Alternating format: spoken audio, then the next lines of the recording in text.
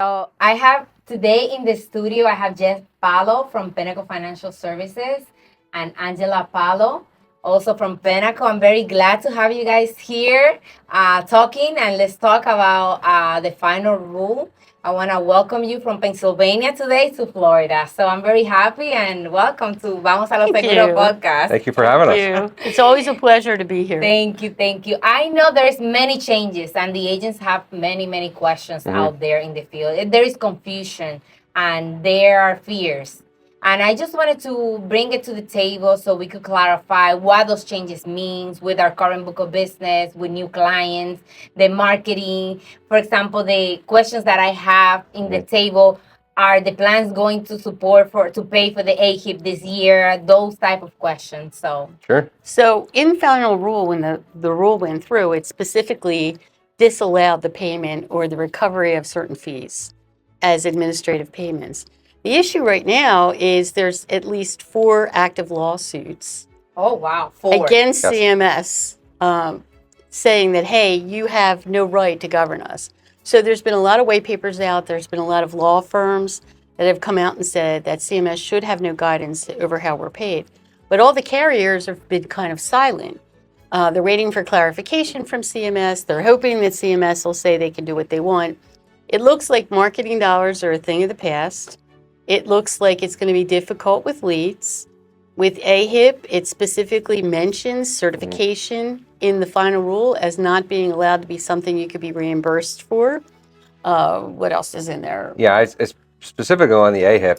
It's just a matter of whether the carrier is interpreting it as it's gone this year or next year. But it's just a matter Right. of It's gone. which time you're not going to be able to pay for it, or even get the discount. Or unless the lawsuits are successfully litigated and they get an injunction. If they get an injunction, everything changes.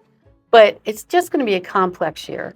With the reimbursement rates changing, with everything else going on, we're expecting the plans to be a lot skinnier. right. Dental benefits, for example, you have to cover implants. So now that you have to cover implants, we're imagining that the dental benefits will be less. Right.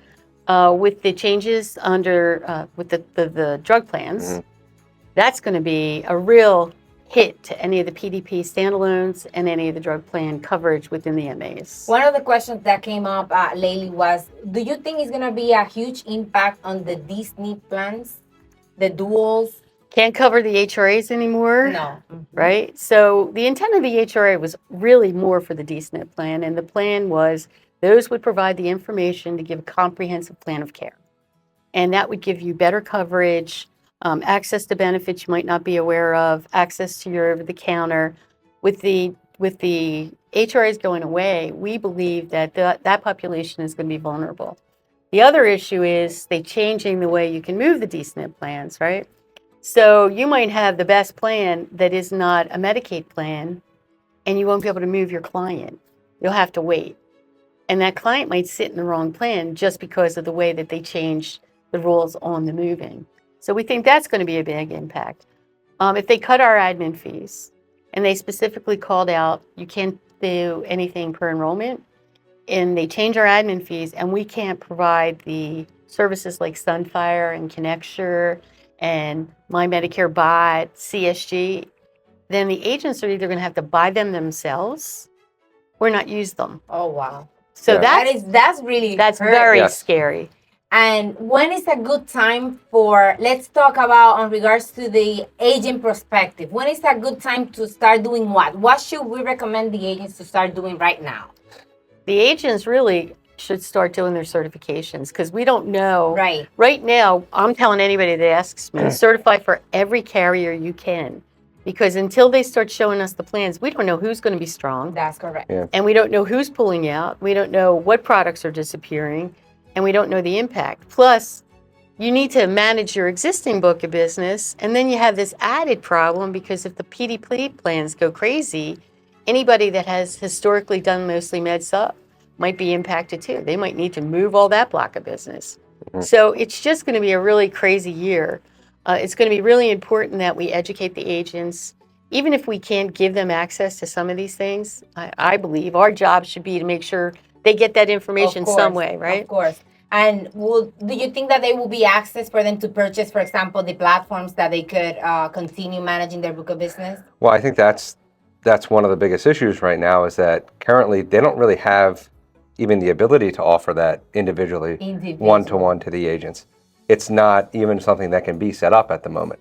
So it's probably going to have to be somewhat either purchased from us or there'll have to be a significant change. So a reason I, as a FMO, provide all the credentialing to Sunfire and to Connecture, so they know that, for example, Jeff's certified for these 10 companies.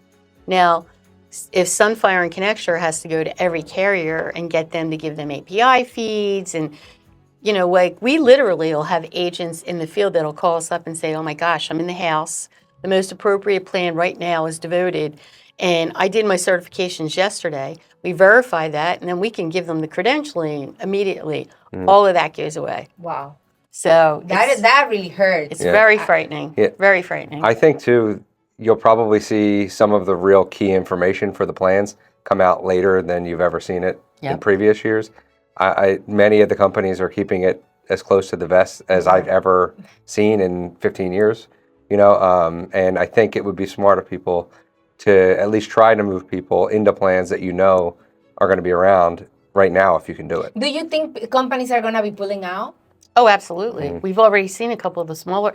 The real sad part of this whole thing is Final Rule. One of the things they expected to do is really promote some of the smaller carriers. They're actually going to force them out of the market. The smaller companies aren't going to be able to exist. They're not, especially if all these other changes take place. They're not going to have the reach to do what we do. One good example, we have taken all the small companies that still do paper contracts, and we've automated our contracting process. We did that so that if somebody wants to contract, they're not going to say, "Oh, well, yeah, this is 20 pages. I'll do that later." Right. They do a link, and everybody's treated the same. That all goes away if we go away. So those smaller carriers, we're already seeing some of them jump out of the market. You got to remember, some of the companies, we have to physically build the contracts, do all the payments through the agent level, the backgrounding of the agents, any distribution of overrides if that's set up that way. And theoretically, depending on how this rule goes, we can't even do any of that anymore. We re-background them every month. Yeah. Like that's one thing that, most of the larger carriers do those things, but in these smaller carriers, we have to put them through the whole process every single solitary month and clean that base, make sure nobody's on the OIG list or the SAM list.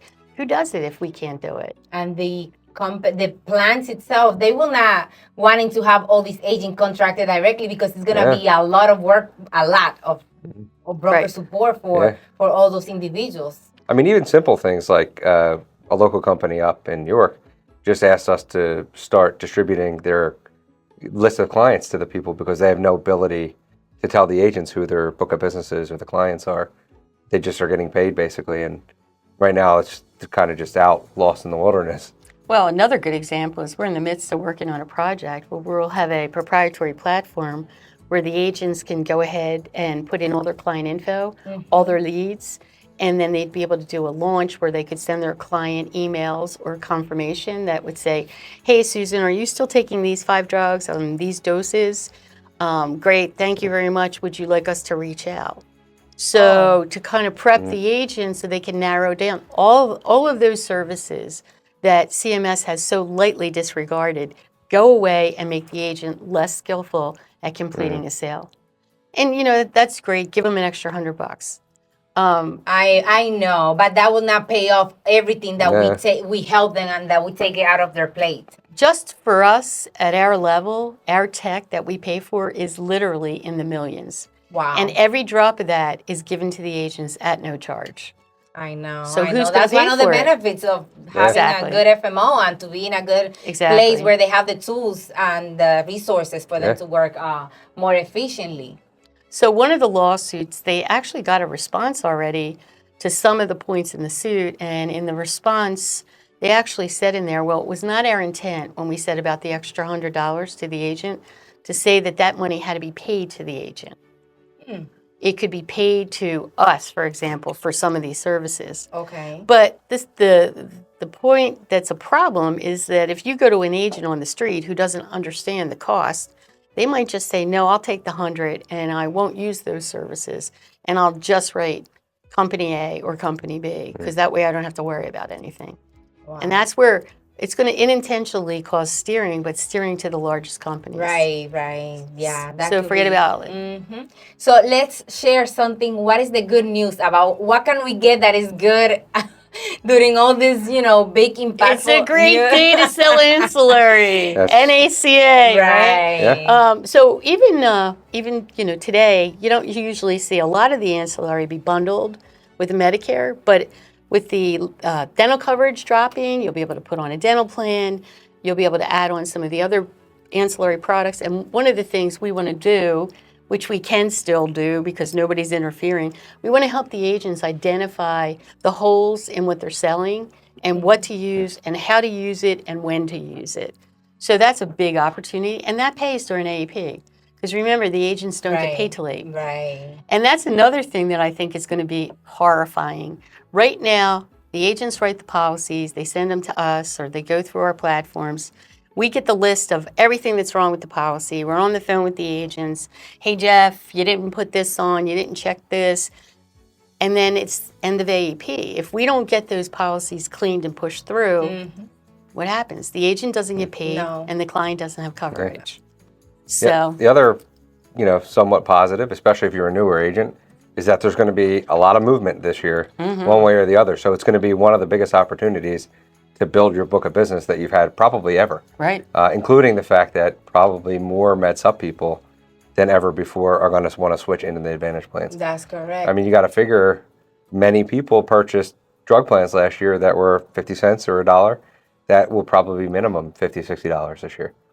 Right. And maybe limited in scope in terms of formulary and network and whatnot. So it's certainly a good opportunity, but the agents that have a book are going to need to be out in front of it so that they don't lose what they have. I think that should be the priority, to focus on our current book of business and then focusing on growing. Exactly. Because information is crucial. It is so important that we inform correctly our current members to review if the plan that they currently have is the correct one for them for next year. If the benefit they're going to be receiving doesn't impact too hard on the medication, right, on the on the prescription, on the other additional benefits, and all that. So we, as an agent, needs to start certification and training. The earlier the better. Get certified, get to learn all the benefits that the plan are going to offer to choose, not to choose, but to learn and to be well informed about what to offer and what we have in our portfolios to offer our clients. The one thing I would say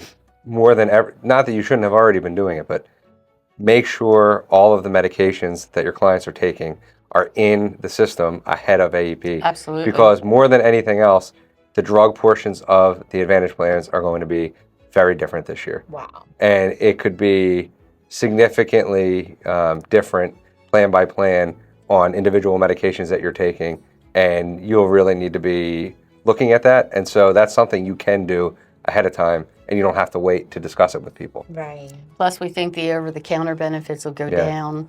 So if you have people that are diabetics and count on that for supplies, you have to be aware of all of that this year. It's going to be that kind of a year. Especially in Miami or in Florida, I would say we have a lot of give back plans. Those kind of benefits may go away. So that will be a huge impact for Florida specifically, because I don't think there's much give back plans in other part of the nation. Not as significant. But they're all over now.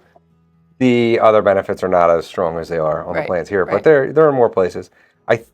The drug costs are going up for the carriers, and they can distribute that cost throughout the Advantage plans a little bit, but you're going to see degradation of benefits in somewhere, some part of the plan. Plus, they're trying to have it so that the Medicare supplement plans can no longer be gender rated.